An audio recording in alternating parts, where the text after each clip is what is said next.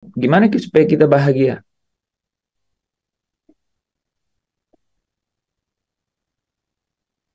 Nantiasa setiap hari. Sebagai anak-anak terang, gimana supaya kita bahagia? Hmm, ini sesi yang sudah jauh nih. Saya lihat udah sampai sesi ke-14, 13. Hmm?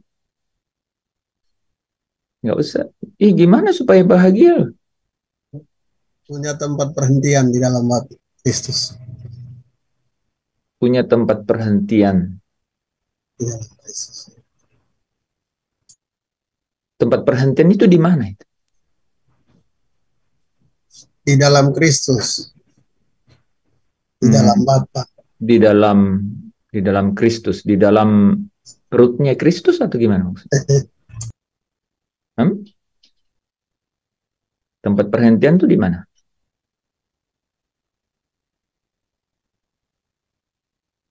Hmm?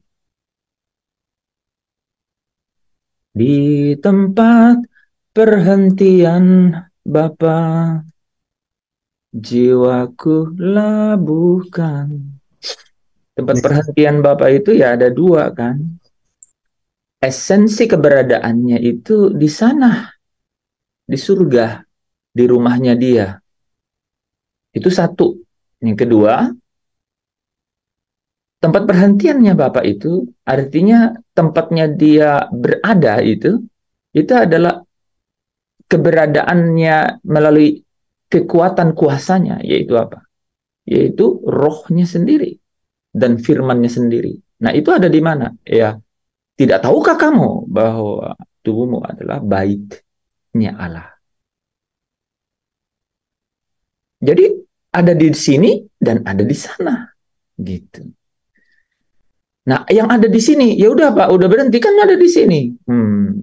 Tubuh kamu yang fana dan hina itu membuat hancur semuanya, ya kan? Coba kita udah nggak punya nafsu di dalam tubuh, gitu tidak ada masalah. Tapi karena ada masalah, harus nanti dilepaskan, harus diubah, ya kan? Harus diganti.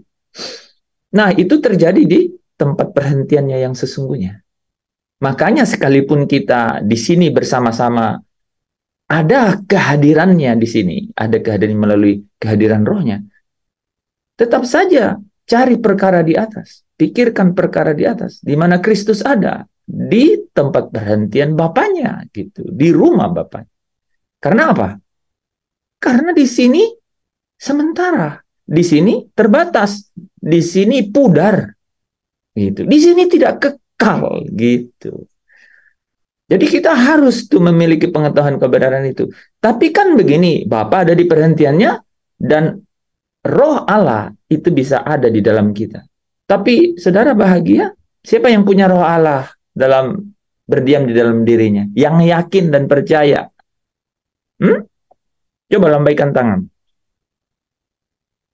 Belajar secara praktis nih ya. Tapi saudara bahagia nggak? Jadi bagaimana untuk bahagia kalau gitu? Teman-teman harus tangkap kata-kata ini dengan spirit. Untuk bahagia itu ya kita pilih untuk bahagia. Saya ulang. Kalau mau bahagia, pilih untuk bahagia. Pilih untuk bahagia. Gitu. Artinya punya ketetapan hati yang bulat untuk memutuskan bahagia. Itu.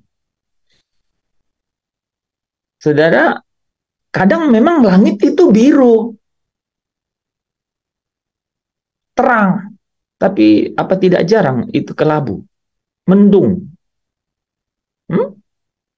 suram. Apa tidak apa tidak jarang, ya.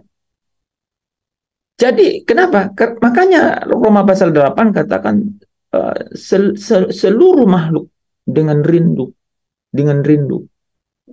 menantikan penyataan anak-anak Allah itu. Kenapa?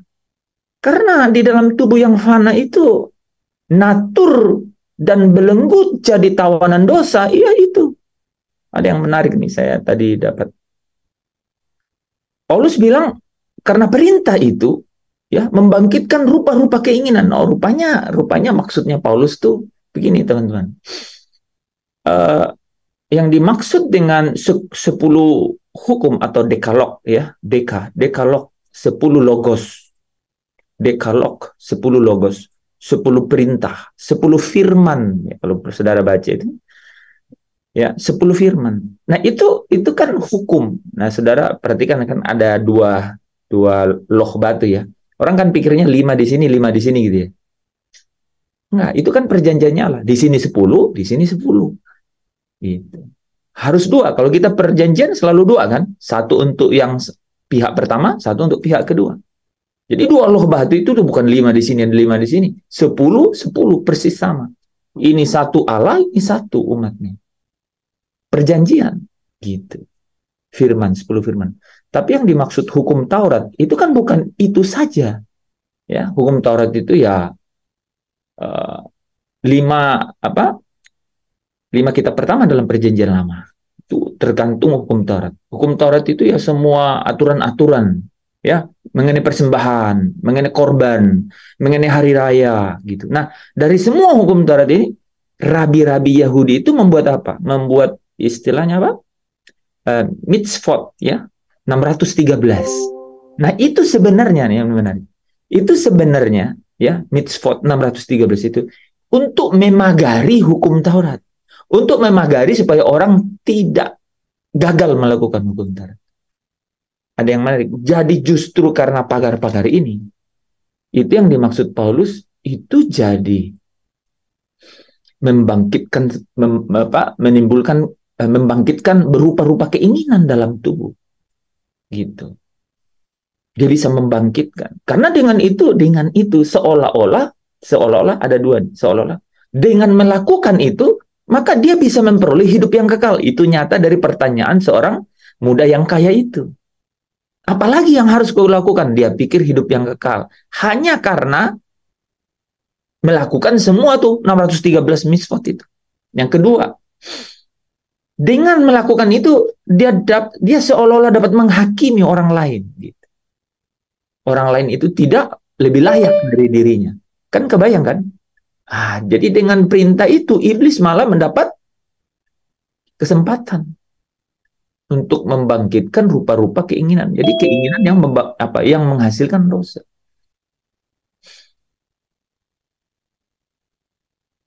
Ada banyak nih rutinitas, ada banyak cara kita gitu ya melaksanakan rutinitas agama gitu ya saudara.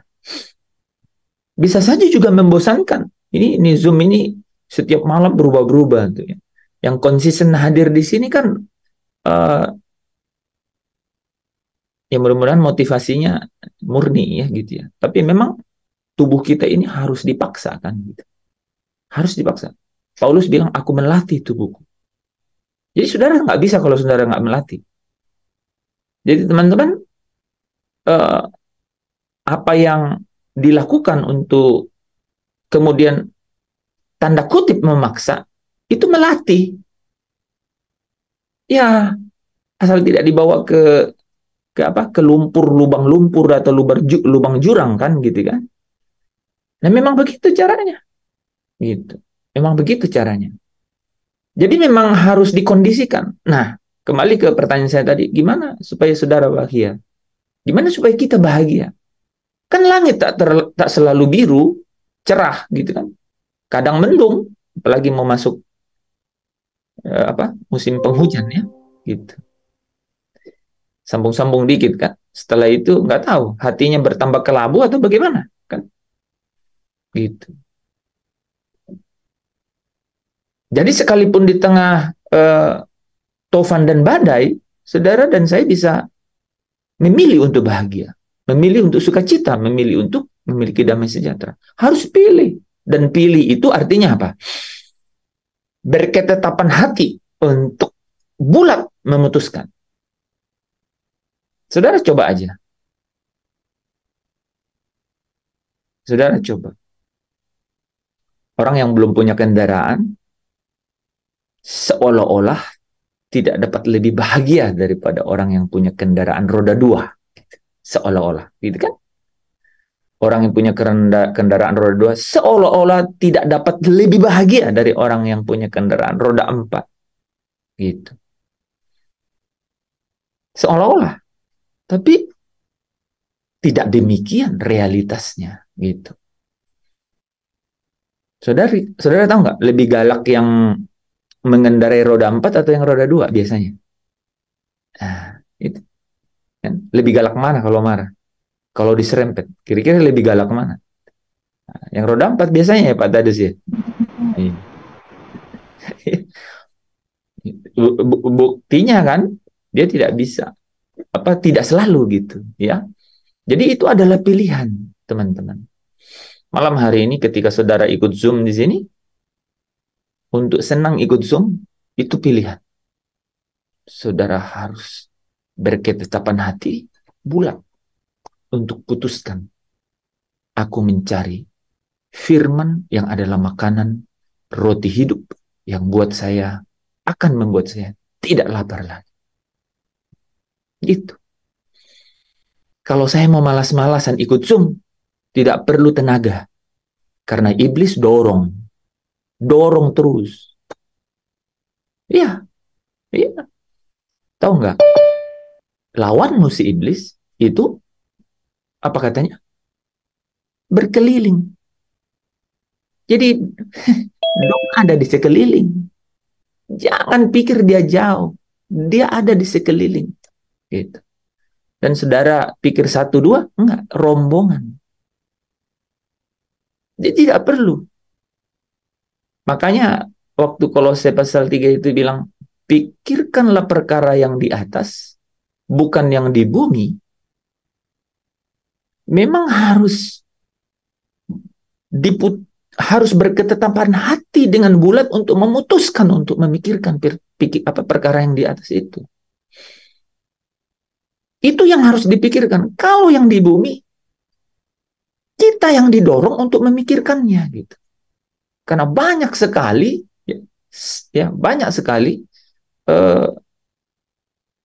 penguasa dunia ini gitu. Penguasa dunia ini yang terus-menerus berkeliling dan yang menunggu waktu yang tepat. Alkitab berkata begitu ya. Menunggu waktu yang tepat. Nah, saudara tahu nggak? Dia pelajari, saudara. Dari bangun pagi sampai malam. Sedang saudara tidur juga dipelajari. Kalau kita tidur umurnya udah 20 tahun, berarti sudah 7.200 kali gitu. Tidur. Kalau iblisnya sama, dia mungkin hafal sekali gitu. Berapa puluh kali hirup ya orang ini gitu kalau tidur. Dia pelajari. Jadi dia tunggu waktu yang tepat. Nah, teman-teman, makanya ya. Benar ini. 11 menit saya cuma jelasin itu. Gimana supaya bahagia? Tapi ini esensi banget. Saudara sadar nggak? Ya. Langit tak selalu biru terang, enggak. Bahkan mohon maaf, saya mau bilang perang di Gaza ya meletus lagi. Pasti semakin mendung lah dunia ini. Ya kan? Ya, tadi siang saya baca. Ya. Bukan lagi gereja yang menjadi sasaran. Sekolah-sekolah Kristen juga jadi sasaran. Akan semakin mendung. Gitu. Penganiayaan itu ada. Gitu. Ya. Tidak selalu bentuknya fisik, tapi psikis. Saudara dihadang di mana-mana. Saudara dikasih kata-kata diksi-diksi yang membuat saudara telinga mau copot, hati hampir hancur gitu. Nah, nggak ada serefnya kan? Ada yang punya hati di sini yang ini hati serep gitu untuk ganti. Tidak ada kan? Ada Pak hati yang sudah pecah. Nah, itu kau buat sendiri. Kan? Nah, teman-teman, jadi saya mau bilang bahwa kita yang harus berketetapan hati. Lihat kata-kata saya. Kalau memutuskan itu langsung di sini. Tapi berketetapan hati itu dari dalam. Berketetapan hati dan bulat. Jangan bimbang. jangan gelisah. Baru putuskan. Gitu. Nah, seorang anak Tuhan, ya, seorang anak, ya, kalau kita adalah anak-anak Allah, ya, kalau kita adalah anak-anak Allah, hati-hati ya saudara ya, anak Tuhan, ya. Kalau kita adalah anak-anak Allah, ya, maka kita harus memiliki sikap, gitu. Kita harus memiliki sikap. Sikap ini tentu saja, ya, di trigger atau didorong dari dalam, gitu, dari dalam. Nah, kenapa bisa didorong dari dalam, saudara? Karena kita dibangun, ya, karena kita dibangun memiliki satu apa? Satu kebiasaan yang lama-lama itu menjadi naturnya kita, tabiatnya kita, berkarakter seperti itu. Saudara, apapun keadaan saya dan saudara, saudara berhak bahagia. Yang setuju, lambaikan tangan. Berhak bahagia. Tapi ada orang yang nggak pakai haknya. Gitu. Ya. Jadi kita harus, gitu, saudara. Ya. Kita harus yang berketetapan hati untuk dengan bulat memutuskan. Gitu. Nah, Bapak Ibu Saudara yang dikasihi Tuhan, jangan takut. Ya. Karena Allah berjanji, aku adalah Immanuel. Kan? Ebenezer, sampai di sini Allah bersama dengan kita. Kan? Allah akan terus berserta dengan kita. Ya. Jadi, kalau engkau, ya, katanya, kalau ku hidup suci, tidak turut dunia, I know the Lord, I know the God will make a way for me. Ya, ku tahu Tuhan pasti buka jalan. Pasti. Kalau tidak hari ini, minggu depan. Kalau tidak minggu depan, bulan depan. Kalau tidak bulan depan, pasti tahun depan. Kalau tidak tahun depan, di langit baru, bumi baru, di Yerusalem baru. Mira langsung bilang, aduh kan capek sekali. Ya, sudah. Mau mana? Ya, mau yang Tuhan mau atau suka-sukamu Tuhan atau suka-sukaku, gitu. Saudara, ketika kita berketetapan hati untuk dengan bulat memutuskan, itu luar biasa. Allah melihat dari terangnya yang tak terhampiri itu. Ya, dia katakan, aku akan melengkapi, ya, akan meneguhkan, akan mengokohkan, akan menguatkan setelah menderita seketika lamanya. Gitu. Memang demikian. Jadi rumusnya sudah ada. Teman-teman ini ya mungkin di awal alergi dengan kata itu. Wah, harus menderita, Pak ya. Alergi mungkin. Tapi lama-lama jadi alert gitu. Jadi mengingatkan gitu. Oh, ya memang benar begitu ya. Ya lama-lama ya disenangi gitu, Saudara. Bisa dinikmati gitu. Caranya memang begitu. Hidup kita itu singkat. Ya, Saudara, setelah lulus kuliah ini sarjana. Setelah sarjana tahu nggak apa? Cari cara, cari duit. Cari cara, cari duit. C3D. Itu, setelah lulus itu cari cara, cari duit.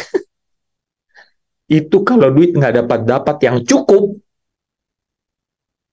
sampai rambut jadi putih, wah, Saudara. Itu yang Yesus bilang, letih lesu berbeban berat. Tapi kebayang nggak, Saudara? Ya, aku pernah ketemu ya seorang hamba Tuhan. Hamba Tuhan full timer, nggak punya pekerjaan. Padahal dia punya kemungkinan untuk jadi jaksa tinggi, loh, Saudara. Apa yang terjadi, Saudara? Sepanjang hidupnya, Saudara, nggak punya rumah, Saudara. Nggak punya rumah. Tapi kalau Saudara ketemu Manisnya air madu, muka dia masih lebih manis.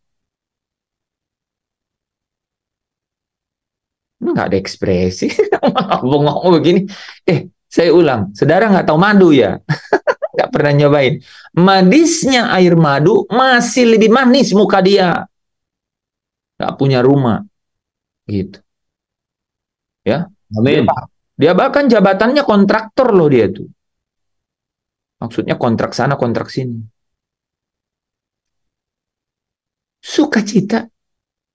Sukacita loh. Dia berketetapan hati. Karena dia tahu rumahku bukan di sini, rumahku di sana. Memang harus demikian. Bapak Ibu Saudara yang dikasihi Tuhan, Petrus ya, itu berhalusinasi gitu, berimajinasi, berfantasinya seperti itu. Paulus gitu ya. Dia bilang segala sesuatu yang kuanggap keuntungan sekarang kuanggap rugi karena pengenalanku akan Kristus Yesus Tuhan. Gitu. Yang apa? Yang ingin membawa aku ke tempat dia berada supaya aku memandang kemuliaannya. Jadi kita nih, seberapapun kita yang benar-benar tulus mau makan makan firman supaya kita tidak lapar, saudara, ya kita dapat itu, saudara. Di mana-mana begitu. Kalau kau harapnya sebagaimana, ya kau dapat segitulah. Ya kan? Begitu.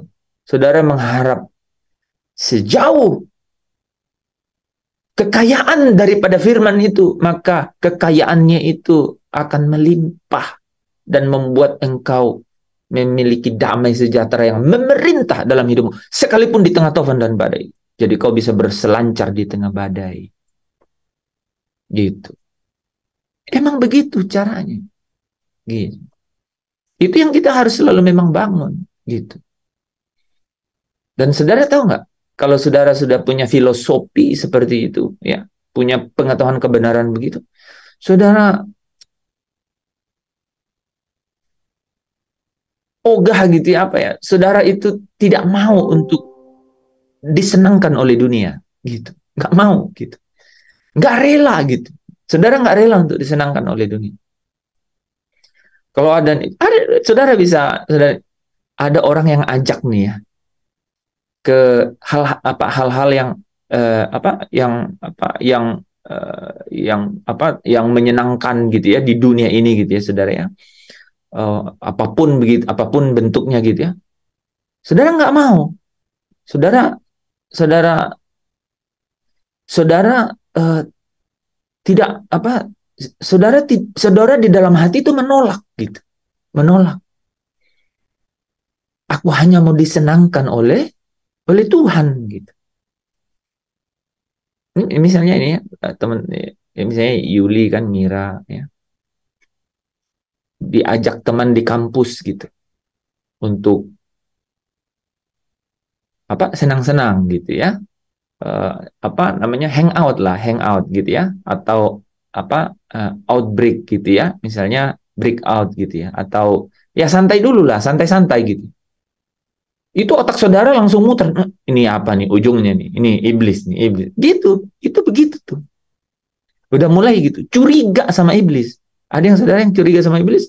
Nah, jadi kita harus selalu curiga gitu sama iblis ya. Kita harus selalu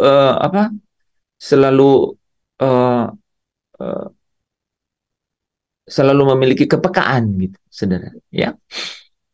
Hal-hal ini adalah satu ciri, satu tabiat atau satu natur yang menandakan saudara itu memiliki terang di dalam dirimu. Saudara bisa bayangkan, ini itu membuat dan menunjukkan saudara itu ada terang di dalam diri saudara. Dan terang itu nampak dari perbuatanmu yang pasti jadi baik. Gitu. Jadi apa yang membuat kita memiliki perbuatan yang baik? Hanya satu. Kalau di dalam engkau ada terang.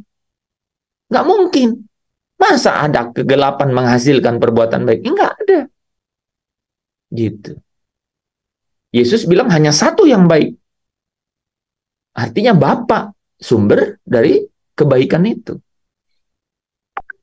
Yang dikuduskan dan yang menguduskan itu berasal dari satu guru besar, yaitu dari Bapa sumber kebaikan itu. Kenapa bisa?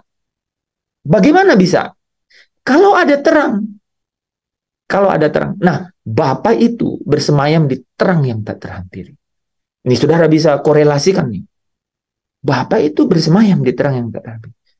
Tiba-tiba kita ini menjadi apa? Menjadi anak-anak terang. Yang bisa memilih bahagia di tengah-tengah tofan dan badai kehidupan. Bisa nggak enjoy di kamar kos-kosan?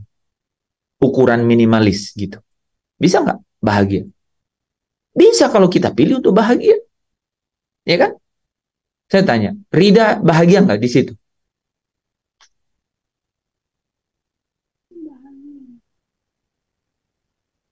Dari ngomongnya nggak bahagia.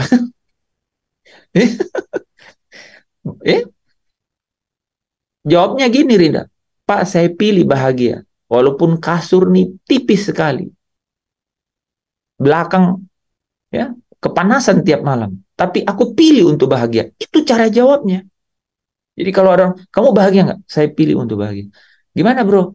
Baik kabarnya? Saya pilih untuk baik. Kalau enggak, kita munafik. Kita nggak jujur. Bener nggak? Apalagi orang yang punya sakit bawaan. Apa kabar? Baik. Ya padahal baru dari dokter. Gimana bilang baik? Terus punya obat banyak berlusin-lusin. Bilang aku pilih bahagia, aku pilih untuk sukacita. Kok kamu pilih begitu? Itu cara untuk melewati hidup di sini sampai benar-benar gue bahagia di rumah Bapak. Itu memang caranya. Itulah ciri-ciri tabiat natur anak-anak terang. Gitu. Yang terangnya Allah itu ada di dalam dirinya. Gitu. Itulah cikal bakal. Makanya kita disebut anak-anak Allah, saudara. Ya, karena Allah itulah yang punya terang itu. Allah lah terang itu. Dia di terang yang tak terhampiri. Ketika Kristus Yesus, anaknya yang tunggal, anaknya yang sulung itu, diutus ke dunia ini, mengenakan firman dan kepenuhan Allah, dia berkata, akulah terang dunia. Yesus ketika katakan, firman ini kuberikan kepadamu. Bapa, kuduskanlah mereka dengan firman-firmanmu adalah kebenaran. Lalu dia bilang, kamu adalah terang dunia. Kamu anak-anak terang.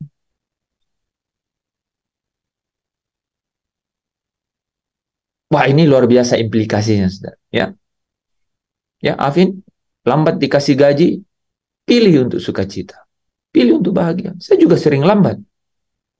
Bukan cuma Afin. Saya lihat, tanya Pak Lepri. Kita tagih, kadang tanggal muda, kadang tanggal tua, baru ditransfer. Terus orang tanya, Bapak, gimana Pak hari ini? Saya pilih untuk baik, saya pilih untuk bahagia. I choose to. Kok bisa Anda pilih? Saya ini orang merdeka. Aku ini orang merdeka. Aku tidak terbelenggu oleh hukum maut maupun hukum dosa. Aku orang merdeka. Aku hanya terikat di dalam hukum kasih-Nya Allah yang tidak pernah memisahkan aku dari Allah yang adalah sumbernya itu. Gitu. Ya kan? Kita ini tidak terbelenggu oleh hukum maut, hukum dosa. Kita hanya benar-benar terikat di dalam hukum kasih. Tiada yang dapat memisahkanku dari kasih-Mu, Tuhan. Dan Rajaku. Apa? Sahabatku, Raja. Sahabatku katanya. Aniayakah, penderitaankah, tak satu pun. Saudara lihat saya benar-benar bahagia nggak? Bukan karena banyak uang, bukan. Paling beritahu saldo hampir nol. ya. Tapi pilih untuk bahagia gitu. Ini di YouTube ya. Aduh, nggak apa-apa. Jangankan di YouTube, ya. Ke surga aja kita buka kan. Oke, teman-teman, saya memprovokasi saudara. Saya memprovokasi saudara untuk berkata, kamu ini orang-orang merdeka. Ini sampai materi saya nggak maju-maju nih. Saya kebablasan aja ngomong di sini. Tapi ini luar biasa, saudara. Ya, natur, tabiat, dan kebiasaan ini, saudara harus benar-benar jangan satupun hal, ya. Apalagi urusannya sama uang. Itu iblis pakai sekali itu barang. Itu Alkitab yang bilang. Jadi bukan kita, bukan manusia. Itu memang orang itu, memang mereka ini sudah begitu. Ya, Mamon yang tidak jujur. Nah, kenapa tahu dibilang Mamon yang tidak jujur? Wah, dia tidak jujur. Dia jadi teman saat kita lagi hidup. Dia banting sana dia sini. Dia banting, dia tipu kita sana sini. Ya, dia tipu kita sana sini. Tapi setelah kita mati, dia nggak mau ikut. Dia Mamon yang tidak jujur. Makanya berapa? Lukas 16 atau 12 ayat 9 ya. 12 ayat 9 ya. Ikatlah persahabatan menggunakan Mamon yang tidak jujur. Ya. Supaya kalau katanya apa? Supaya kalau dia tidak dapat menolong engkau lagi, engkau dapat masuk ke dalam perhentian. Ya, kalau nggak salah ya, ke dalam kemah yang abadi. Gitu. Jadi teman-teman, ya, kita ini orang-orang merdeka, ya. Kita harus berketetapan hati dengan bulat untuk memilih, ya. Sukacita dalam hidupmu, ya. Sukacita dalam hidup, bahagia dalam hidup, ya. Jadi kalau ada teman atau ada saudara ini kan ada Rida, kan kalian dekat-dekat situ. Kalau sudah ada yang ini bagaimana? Langit tak selalu biru terang. Ya, terkadang mendung gitu. Tetapi kita yang memilih untuk apa? Untuk sukacita gitu. Ya, pasangan suami istri, kita yang pilih untuk sukacita. Ya. Kalau perlu kasih sajak-sajak itu tuh, ya. Apakah ada di semua yang kita pikirkan, yang kita inginkan, yang kita harapkan ini kita akan bawa ketika kita meninggalkan dunia ini? Tidak ada, ya. Jadi kenapa harus dipusingkan gitu, ya? Apakah dengan adanya semua fasilitas itu kemudian kita ini benar-benar bisa bahagia? Rupanya tidak juga. Bahkan bisa jadi membawa kita terjerumus gitu ke dalam lubang yang semakin dalam gitu. Bapak Ibu Saudara yang dikasihi Tuhan, ini bukan retorika cerita yang biasa. Ini tuh memang kebenaran gitu. Apa yang membuat itu terjadi? Itu terang yang ada di dalam diri kita gitu. Dan terangnya ini mari kita pelajari ya. 30 menit ke depan nih Saudara ya. Ini terang seperti apa yang benar-benar bisa gitu ya, membuat kita orang merdeka, membuat kita memiliki keputusan yang apa? Memiliki ketetapan hati gitu yang bulat untuk memutuskan itu apa nih gitu ya. Nah, sang sumber terang itu Saudara itu bersemayam dalam terang yang tak terhampiri ya. Saya pakai ilustrasi ini ya, saudara bisa ikutin ya. Di tempatnya yang mulia itu Saudara ya, di tempat yang mulia itu Allah itu bersemayam. Dialah sumber kemuliaan itu ya. Dialah sumber kemuliaan itu. Dialah sang kemuliaan itu ya. Ciptaannya menggambarkan kemuliaan itu ya, kata pemazmur. Dan kemuliaannya ini itu Saudara, kemuliaannya ini itu adalah kemuliaannya ini itu berada di dalam terang gitu. Kemuliaannya ini itu berada di dalam terang sehingga dia dikatakan dia bersemayam di terang yang tak terhampiri. Kalau kita baca ayatnya ya, Allah sumber segala kasih karunia ya, yang telah memanggil kamu dalam Kristus Yesus kepada kemuliaannya yang kekal. Jadi Malikaya ya. Jadi di dalam tahtanya, saudara ya, yaitu di dalam kemuliaannya, dia memiliki misi gitu. Dia memiliki misi. Dia memiliki mission, ya.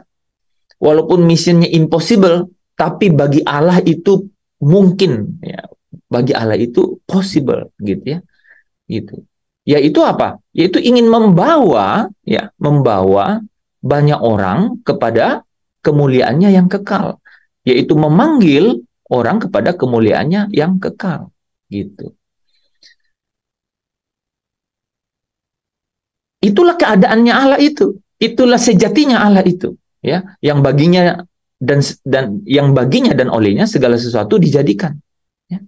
Memang dia sang kemuliaan yang ingin membawa banyak orang kepada kemuliaan, yang memanggil melalui Kristus.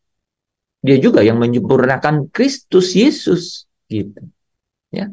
Jadi memang ada jalannya memang Kristus. Tapi ingat, tujuan akhirnya itu Allah ingin membawa orang kepada kemuliaannya itu.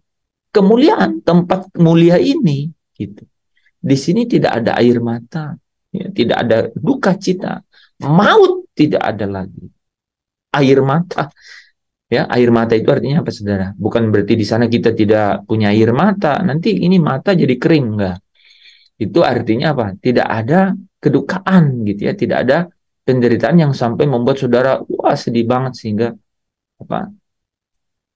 Jadi air mata kedukaan atau air mata derita yang ada di sana. Tapi di sana pasti ada air mata sukacita, terharu gitu ya, melihat betapa indahnya gitu ya tahta itu, pastilah ada itu ya. Oke. Nah, 2 Korintus 4 ayat 6 nih menarik, saudara ya. Allah yang bersembunyi, Allah yang bersemayam di terang yang tak terhampiri itu tiba-tiba ini loh, saudara, yang membuat terangnya. Nih, yang menarik ya gitu. Ini terangnya kan, yang membuat terangnya bercahaya dalam hati. Wih, tiba-tiba ada dalam hati. Padahal itu ada di tempat yang tak terhampiri loh. Gitu. Jadi iya, Allah itu juga yang membuat terangnya bercahaya di dalam hati kita. Gitu.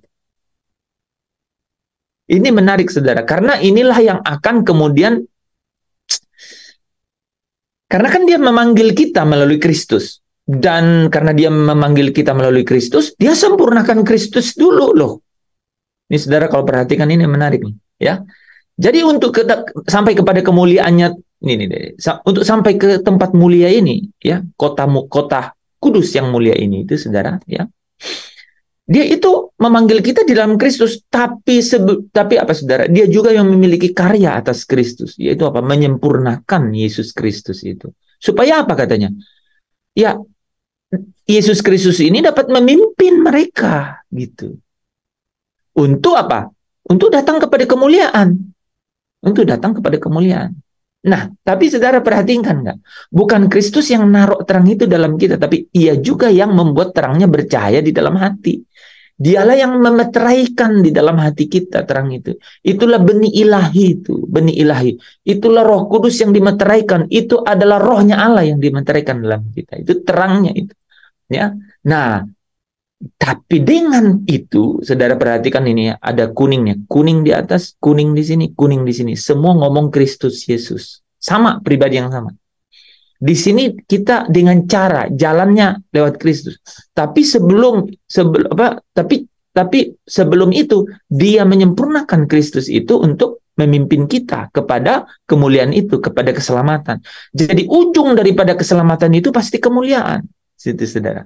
Nah, bagaimana caranya? Allah sendiri yang membuat terangnya bercahaya dalam hati kita. Saudara perhatikan, supaya kita beroleh terang dari pengetahuan tentang apa? Tentang kemuliaan Allah, masih kemuliaan Allah, ya, yang nampak pada wajah Kristus. Saudara bisa bayangkan, dia menyempurnakan Yesus sehingga kemuliaan Allah itu nampak pada wajah Kristus.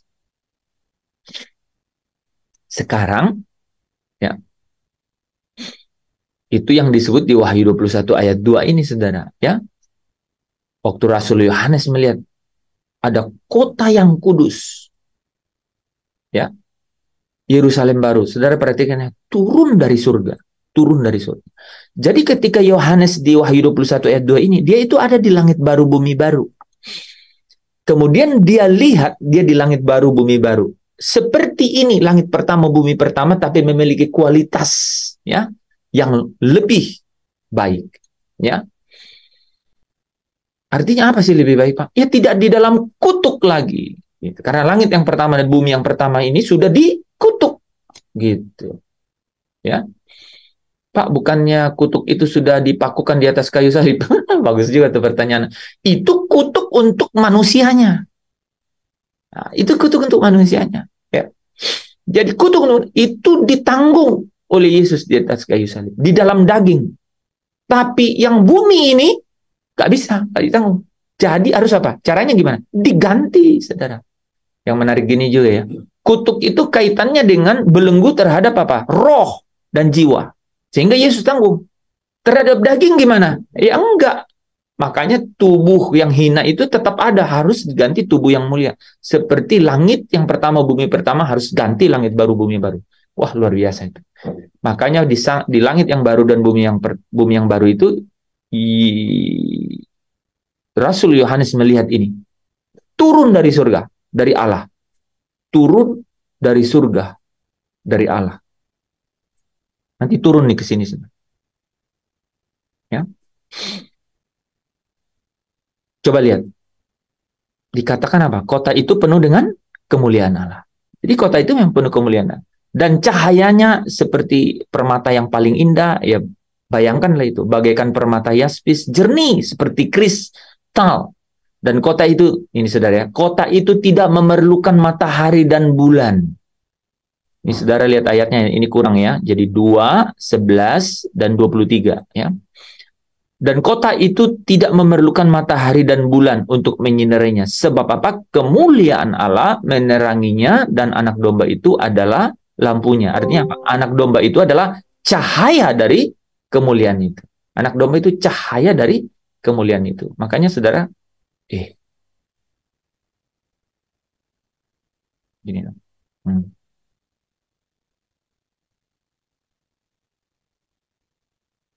Makanya saudara, ya, dikatakan tadi di sini apa? Kemuliaan Allah menerangi kota itu. Dan apa? Anak domba itu adalah cahayanya. Ya. Jadi anak domba itu menjadi cahayanya, saudara. Ya. Jadi kemuliaan Allah ini kan tak terhampiri. Saudara, kita baca dulu ayatnya ya. 1 Timotius 6 ayat 12 sampai 13 ya. Bertandinglah dalam pertandingan iman yang benar. Nah, ini menarik nih. Ini tiba-tiba ya Paulus ya menulis hubungannya dengan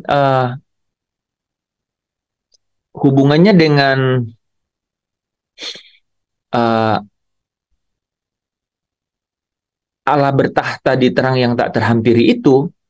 Ini tiba-tiba muncul nih saudara, bertandinglah dalam pertandingan iman yang benar dan rebutlah hidup yang kekal. Jadi ini mengenai hidup yang kekal, ya. Untuk itulah engkau telah dipanggil, ya, dan telah engkau ikrarkan ikrar yang benar di depan banyak saksi. Jadi ada ikrar di depan banyak saksi. Apa itu ya? Coba kita lanjutkan dulu. Di hadapan Allah yang memberikan hidup kepada segala sesuatu, dan di hadapan Kristus Yesus yang telah juga mengikrarkan ikrar yang benar itu juga. Jadi ikrarkan ikrar, mengikrarkan ikrar. Jadi Yesus pernah mengikrarkan. Ini depan Pilatus. Apa itu katanya? Yesus bilang begini, kerajaanku bukan dari dunia ini. Nah, ini saudara harus ya. Jadi kalau kita ngomong rebutlah hidup yang kekal, memang harus mencari perkara yang di atas, harus memikirkan perkara yang di atas. Jadi yang dimaksud gini loh, saudara perhatikan ya. Rebutlah hidup yang kekal, untuk itulah engkau telah dipanggil dan telah engkau ikrarkan ikrar yang benar. Katanya Kristus Yesus juga telah mengikrarkan ikrar yang benar itu juga. Apa itu? Di depan Pilatus, dia bilang kerajaanku bukan dari dunia ini. Yesus mau bilang kamu itu juga bukan dari dunia ini gitu. Jadi jangan gitu memiliki gaya hidup, moralitas, memiliki fantasi, memiliki harapan, pelabuhannya itu di sini. Nggak boleh. Karena apa? Harus apa? Memiliki ikrar ya yang benar. Ikrar yang benar itu apa? Carilah perkara yang di atas. Pikirkanlah perkara yang di atas, di mana Kristus ada. Memang hanya itu cara satu-satunya, saudara ya. Labuhkan, kulabuhkan rinduku. Jadi ke tempat perhentian Bapak itu, ya. Oke. Nah, baru di ayat 14-nya ya sampai 16, turutilah perintah ini dengan tidak bercacat dan tidak bercela. Jadi maksudnya apa? Yang ikrar ini loh. Bahwa kamu bukan dari dunia ini. Itu yang kita harus, karena dengan cara itu kalau saudara ingat ya 1 Yohanes 3 ayat 3, 1 Yohanes 3 ayat 3, dengan cara itulah orang menyucikan diri kalau memiliki pengharapan yang demikian, ya. Hingga pada saat Tuhan kita Yesus Kristus, saudara. Jadi benar-benar satu urutan cerita kan gitu. Ya, bertandinglah, rebutlah, turutilah. Oke, saya ulang ya saudara. Bertandinglah, nanti saudara lanjutin sendiri. Rebutlah, gitu. Ya, turutilah sampai tidak bercacat, tidak bercela, hingga gitu Yesus datang menyatakan diri. Karena kalau Yesus datang menyatakan diri, ini urusannya udah dengan kemuliaan kan, saudara ingat ya, Kolose 3 ayat 4, Roma 8 ayat 17 gitu ya. Yaitu saat yang akan ditentukan oleh penguasa satu-satunya. Tidak ada yang tahu hari itu kapan kecuali Bapa yang tahu hari itu, ya. Raja di atas segala, Tuhan di atas Tuhan. Dialah satu-satunya yang tidak takluk kepada maut, bersemayam dalam terang yang tak terhampiri. Bersemayam dalam terang yang terhampiri. Saudara, seorang pun tak pernah melihat dia, dan memang manusia tidak dapat melihat dia. Bahkan di dalam Yesaya 44 ayat 24 dikatakan begini loh saudara. Dia itu seorang diri membentangkan langit. Tidak ada yang mendampingi dia. Jadi memang dia sendiri, dialah Allah Bapa penguasa satu-satunya itu. Tidak seorang pun pernah melihat dia. Tidak seorang manusia pun kan. Tidak pernah mendengar suaranya, kamu tidak pernah, rupanya pun tidak pernah. Memang kamu lihat gitu. Ya. Bahkan tidak ada orang yang bisa memandang dia. Karena tidak ada orang yang memandang dia yang dapat hidup. Mati. Engkau tidak tahan memandang wajahku, kata dia kepada Musa.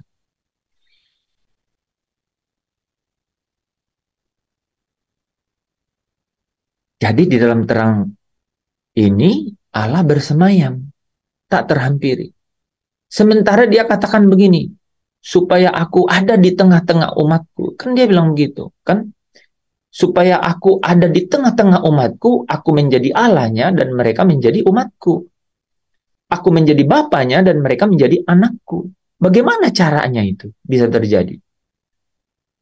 Sementara tidak kelihatan. Jadi Allah yang tak kelihatan itu, yang tak terhampiri itu, yang tak terdengar itu, makanya kalau saudara perhatikan ya, Rasul Yohanes pada saat menulis di kitab Wahyu itu, dia selalu bilang begini, dan aku mendengar suara keluar dari surga, selalu begitu ngomongnya.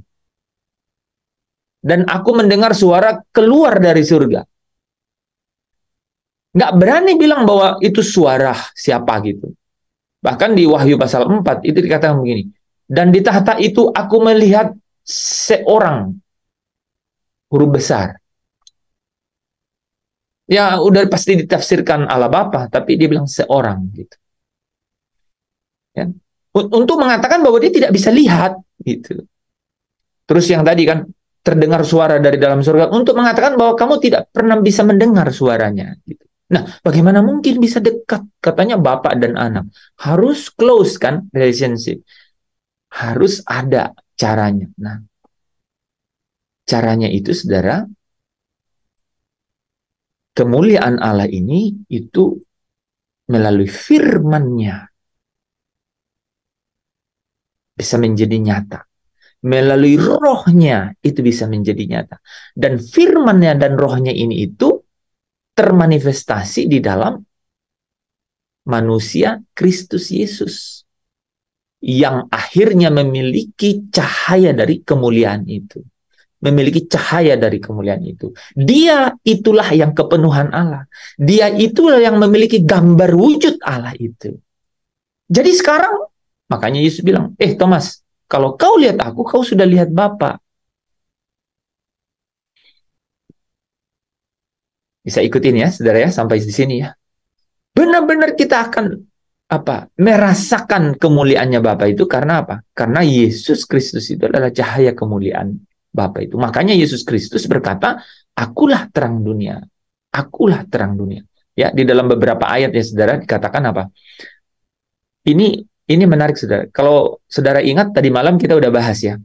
Rupanya disimpulkan loh saudara. Di 2 Petrus 1 ayat 16 sampai 19. Ya, saudara ingat tadi malam yang waktu kita bahas Matius 17 ya, ayat 1 sampai 4 ya. Kemudian kita bahas Matius pasal berapa? Pasal 3 ya. Pasal 3 ya. Di sini disimpulkan saudara, mengenai kemuliaan itu. Saya lupa, tetapi tadi kok tiba-tiba ingat nih ayat ini. Petrus juga nih saudara. Jadi Petrus yang melihat di gunung itu, dan di gunung itu kan ada Elia. Nah Elia ini kan Yohanes Pembaptis. Nah, jadi ada 3 kali rupanya disebut dalam Alkitab, inilah anakku yang kukasihi, kepadanya lah aku berkenan. Nah, ya, jadi Matius pasal 3, kemudian Matius pasal berapa? 15 gitu ya. Dan kemudian di 2 Petrus ini. Sebab kami tidak mengikuti dongeng-dongeng isapan jempol manusia ketika kami memberitahukan kepadamu kuasa dan kedatangan Tuhan kita Yesus Kristus sebagai Raja. Tetapi kami adalah saksi mata dari kebesarannya. Ini kemuliaannya, saudara. Kami menyaksikan bagaimana Ia, Yesus Kristus ini, menerima kehormatan dan kemuliaan dari Allah Bapa ketika datang kepadanya suara dari yang Maha Mulia dan yang mengatakan, inilah anak yang kukasihi, kepadanya lah aku berkenan. Jadi Petrus yang lihat itu, yang tulis di yang ada di Matius pasal 11 itu, ini muncul di sini, saudara. Suara itu kami dengar datang dari surga, ya, dari tempat yang kita lihat itu. Ketika kami bersama-sama dengan Dia di atas gunung yang kudus, ya, yang kita bahas tadi malam, saudara. Ya, nah, dengan demikian kami makin diteguhkan oleh firman. Jadi yang meneguhkan mereka itu apa? Firman, sama firman yang juga kemudian ya logos firman yang kemudian juga dikenakan oleh Kristus yang telah disampaikan oleh para nabi. Alangkah baiknya kalau kamu memperhatikannya sama seperti memperhatikan pelita yang bercahaya di tempat yang gelap sampai fajar menyingsing. Ini ada kalimat terakhir menarik. Dan bintang timur terbit bersinar di dalam hatimu. Saudara tahu nggak? Bintang timur itu dikenakan 2 kali di dalam kitab Wahyu. Itu kepada Yesus, sang bintang timur itu. Nah, dikatakan supaya bintang timur itu terbit dan bersinar di dalam hatimu. Kristus itu benar-benar ada di dalam hati, ya. Ini yang tadi malam kita bahas kan? Ya, di Matius 17 ayat 1 sampai 5 ya, Matius 17 ya, bukan Matius. Nah, terus Matius 3 ayat 3 sampai 17. Jadi di sini dikatakan bahwa Petrus ya, Yakobus dan Yohanes itu melihat Musa dan Elia kan gitu. Nah, rupanya di ayat berikutnya itu dikatakan, oh Elia ini Yohanes Pembaptis. Nah, Yohanes Pembaptis membaptis Yesus. 2 kali terdengar ini ya, dan kemudian di 2 Petrus ini juga disebutkan, saudara. Ya, oke. Nah, jadi Yesus itu adalah cahaya kemuliaan itu. Yesus Kristus itulah yang menjadi cahaya kemuliaan itu. Ini saudara perhatikan, di dalam Wahyu 1 ayat 13 sampai 16 itu rupanya itu digambarkan oleh Rasul Yohanes, ya.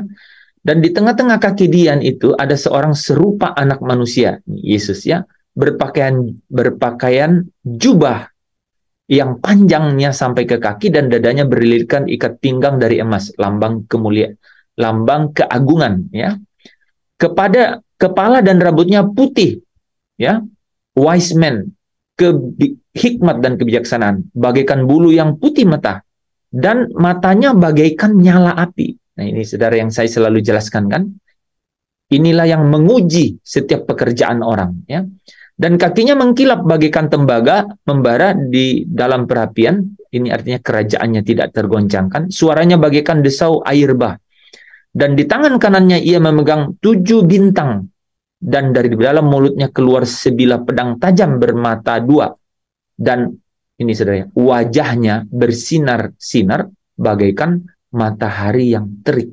Nah, jadi kalau saudara ingat kita bahas tadi ya, bahwa di wajah Kristus itu nampak apa? Kemuliaan Allah, ya. Ingat ya, 2 Korintus 4 ayat 6 tadi ya. Jadi kemuliaan Allah itu nampak pada wajah Kristus. Wajahnya bersinar-sinar bagaikan matahari terik. Nah, akhirnya saudara, ya, karena Kristus kepenuhan Allah, dia menjadi gambar wujud Allah, maka setiap orang yang menderita bersama dengan Kristus juga akan dimuliakan bersama dengan Kristus. Mereka juga akan dimuliakan. Jadi Allah yang adalah sumber kemuliaan itu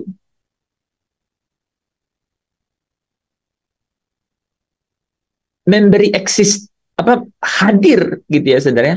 Karena dia tidak terhampiri, dia tidak terjangkau. Tetapi dia hadir melalui firman-Nya dan dia hadir melalui rohnya, saudara. Ya, Yesus Kristus yang lahir sebagai manusia itu, saudara, ya, bayi kan, ya, melalui roh, ya, melalui Bunda Maria. Tetapi dia semakin besar dikatakan, semakin berhikmat dikatakan. Firman itu adalah hikmatnya Allah, perkataannya Allah. Dia mengenakan firman itu. Lalu Yesus berkata, Roh Allah ada padaku. Nah, ya, Roh Allah ada padaku. Dan kemudian apa? Dia diurapi dengan Roh Allah itu. Kisah Para Rasul 2 ya, bercerita mengenai itu ya. Dia diurapi dengan Roh Allah itu. Dia menjadi cahaya kemudian Allah. Firman yang sama, roh yang sama, itu tinggal di dalam orang percaya. Sehingga mereka bisa dimuliakan bersama dengan Kristus. Mereka itulah yang menjadi anak-anak terang. Amin, saudara. Jadi anak-anak Allah itu dimuliakan bersama dengan Kristus menjadi anak-anak terang. Roma 8 ayat 17 dan Kolose 3 ayat 3 sampai 4 kan. Katanya apa? Yang menderita bersama dengan dia dipermuliakan bersama dia dengan dia. Maksudnya menderita apa? Menderita apa sih? Ya, memiliki hidupnya. Hidupnya tersembunyi bersama dengan Kristus. Menjadikan Kristus, hidupnya Kristus itu menjadi kehidupannya. Supaya apa? Menyatakan diri bersama dia di dalam kemuliaannya. Amin. Nah, dengan demikian maka Yohanes 12 ayat 35-36 ini kita bisa aminkan, saudara, bahwa Yesus berkata, hanya sedikit waktu lagi terang itu ada di antara kamu. Selama terang itu masih ada padamu, percayalah kepadanya supaya kegelapan jangan menguasai kamu. Barang siapa berjalan dalam kegelapan, ia tidak tahu kemana ia pergi. Percayalah kepada terang itu, selama terang itu ada padamu. Supaya apa? Kamu menjadi anak-anak terang. Amin, saudara. Supaya kamu menjadi anak-anak terang. Kamu adalah terang dunia, gitu ya. Kamu adalah terang dunia. Terangmu itu katanya harus bercahaya di depan orang, supaya mereka melihat perbuatanmu yang baik dan memuliakan Bapamu di surga, saudara. Ya. Jadi saudara bisa memahami sekarang, memiliki pengetahuan itu bahwa terang itu adalah esensinya Allah. Ya, esensi keberadaannya Allah. Ya. Yaitu Allah yang adalah sumber dari kemuliaan itu. Tak terhampiri, tetapi karena dia ingin bersama-sama dengan umatnya, harus nyata di dalam anak tunggalnya, anak sulungnya, Kristus Yesus. Yang apa? Kepenuhan kealahan. Kepenuhan kealahan. Ya. Sehingga dia menjadi apa? Cahaya dari kemuliaan Allah itu. Dia menjadi gambar wujudnya Allah. Ya. Gambar wujudnya Allah. Ya. Dialah yang menjadi terang dunia itu. Terang ini tak terhampiri. Dia bersemayam di dalam terang yang tak terhampiri. Tapi karena apa? Karena kekuatan kuasanya melalui firman dan rohnya ini hadir di dalam Kristus, saudara. Kristus kepenuhan. Dia menjadi gambar wujud Allah. Jadi Kristus menjadi terang dunia. Nah, Bapak Ibu Saudara yang dikasihi Tuhan, kalau kita kepenuhan kealahan, kalau kita sampai tingkat kepenuhan Kristus itu, maka kita juga akan menjadi anak-anak terang itu. Nah, besok, hari Kamis kita lanjutkan ya, bagian mengenai bagaimana ya secara nyata di dalam kehidupan kita menjadi terang gitu. Bagaimana firman yang adalah Allah itu, kan dikatakan Yohanes 1 ayat 1 kan, dan firman itu adalah Allah gitu. Kan gitu jelas. Firman itu adalah Allah. Jadi Allah itu tak terhampiri. Esensi keberadaannya itu adalah tidak terlihat, tidak dapat didengar gitu. Tapi apa saudara? Dia menyatakan diri karena kasihnya melalui apa? Firman-Nya, melalui rohnya, ya.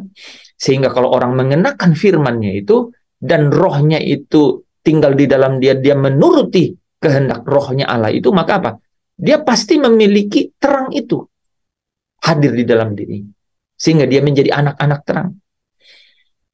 Terang inilah saudara yang membuat orang itu hidup dan menjadi orang benar. Ya, makanya Matius pasal 13 ya. Nggak usah kita baca ya, ayat 43. Maka orang-orang benar itu akan bercahaya seperti matahari di dalam kerajaan Bapaknya. Ya, amin. Mari kita berdoa. Bapa di dalam kerajaan surga, terima kasih untuk firman yang boleh kami dengar malam hari ini. Kami memilih Tuhan, berketetapan hati untuk bulat memutuskan dalam hidup kami. Kami adalah orang-orang merdeka. Sehingga kami memilih untuk baik, kami memilih untuk sukacita, kami memilih untuk memiliki damai dan bahagia dalam hidup ini.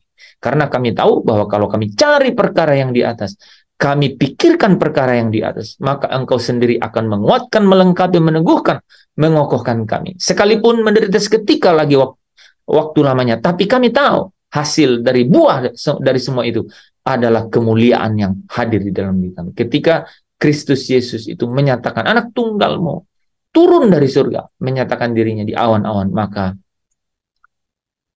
kami dengan iman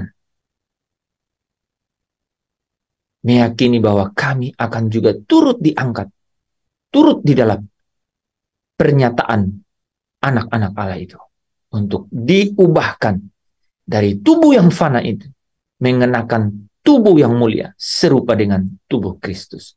Di dalam Yesus Kristus Tuhan penebus kami, kami mengucap syukur dan berdoa. Saudara yang percaya yang diberkati berkata dengan saya amin. Amin. Amin.